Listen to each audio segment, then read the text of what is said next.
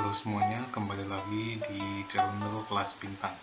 Selamat malam semuanya, apa kabar teman-teman yang menggunakan kartu Telkomsel? Hati-hati, ini yang terjadi pada HP kalian. Berapa saja itu kita akan bahas tentang pinjol secara tuntas.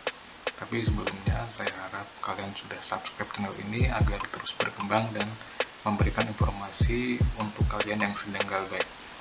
Nah, ini videonya, mari kita simak. Kebetulan saya tidak bisa menjawab beberapa pertanyaan yang tertimpa yang lainnya. Ketika saya coba cari tidak ketemu ya. Tidak sempat saya jawab. Saya jawab di sini. Jadi untuk teman-teman semuanya yang merasa punya permasalahan sama dengan pertanyaan sebelumnya,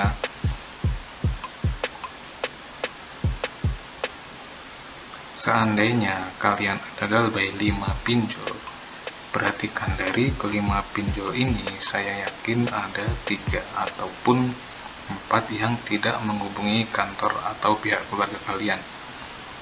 Kondisinya sudah disampaikan, DC itu pasti akan menelpon kalian ketika kalian tidak bisa dihubungi ataupun nomor kalian ganti dan tidak aktif.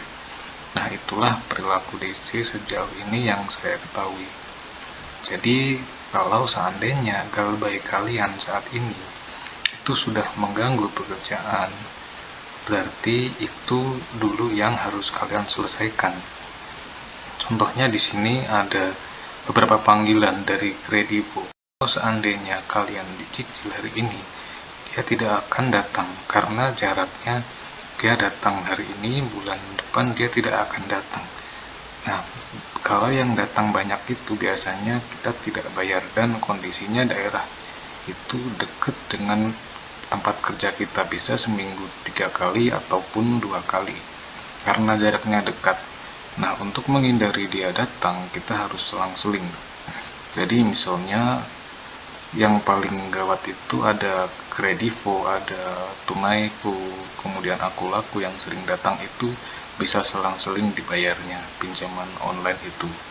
Nah, bulan depannya kita bayarkan Tunaiku. Intinya yang ada DC datang mengganggu perusahaan dan kalian tetap mempertahankan pekerjaan itu harus didahulukan yang memang mengganggu ke perusahaan kalian itu. Karena misalkan ada aplikasi ada Pundi, Isi Cash, itu pinjol-pinjol yang menengah ke bawah ini biasanya ke kontak darurat dulu ke teman-teman kalian. Ke kantornya itu jarang ada, tapi sangat jarang. Beberapa bulan itu mereka mulai menghantui lewat sosmed ataupun lewat telepon ke kantor. Itu pun hanya beberapa saja, oknum-oknum saja, selebihnya tidak ada. Karena selalu disampaikan konsekuensi orang yang gagal bayar pasti itu ada, pasti akan selalu dikejar-kejar sama DC dan diteror. Itu memang konsekuensinya. Jika kalian tidak mau menerima konsekuensi seperti ini, kondisikan mana yang mengganggu pekerjaan dan mana yang tidak mengganggu, dahulukan. Nah, itu ya teman-teman. Apalagi pekerja serabutan itu galbaykan saja selesai. Malu itu keluar kondar itu cuman malu sebentar, yang penting selamat dari pinjaman online. Nah, lalu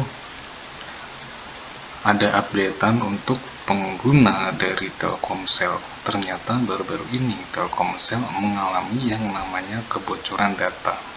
Nah, perlu diketahui di Indonesia ini pengguna kartu Telkomsel ini adalah pengguna terbesar di Indonesia dan saat ini terjadi yang namanya kebocoran data. Berikut informasinya, server Telkomsel diduga jebol, data pelanggan dijual di dark web, dan ada yang mengklaim bisa mengakses real time ke ratusan ribu kartu. Ini ada informasi didapat dari beberapa media sosial dan itu dibenarkan adanya dari informasi yang beberapa media.